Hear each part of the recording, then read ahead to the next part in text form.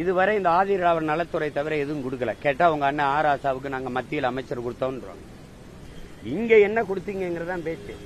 திரும்ப திரும்ப நான் வலியுறுத்தி வலியுறுத்தி வலியுறுத்தி நாங்க பேசுறதுனால இப்ப ஆதி தமிழ் குடிகளின் வாக்கு, தேவேந்திர மக்களின் வாக்கு என்னை நோக்கி திரும்புதுன்னு நீங்க பொது தளத்துல கொண்டு போய் அவரை உயர்கல்வித்துறைக்கு போடுவீங்க. நானே கேட்டேன், நீங்க ஏன் கல்வியை கொடுத்தாலோ மருத்துவத்தை கொடுத்தாலோ என்ன நிர்வாகம் சரியில்லாம போயிருமான்னு கேட்ட பிறகு கடைசியா 1.5 ஆண்டு தேர்தல் வரை இருக்கும்போது நீங்க மாத்தி விடுறீங்க.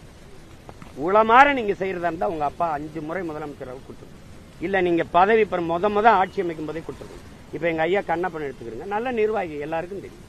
போக்குவரத்து கொடுத்தீங்க, தூக்குனீங்க. அப்புறம் உயர்கல்வியை கொடுத்தீங்க, தூக்குனீங்க. இப்ப பால் வளத்தை கொடுத்துருக்கீங்க. எதுல அவர் முழுக்க கவனம் பண்ணி ஒவ்வொருத்தரும் இப்படி மாற்றி மாற்றி போட்டுக்கிட்டீங்கன்னா அந்த துறை சார்ந்த நிர்வாகம் எப்படி செழுமையா இருக்கும், சரியா இருக்கும். எந்த நேரம் எந்த இலாக்காவை பார்ப்ப நாளை கூட மாத்திட்டு வேற இலாக்கா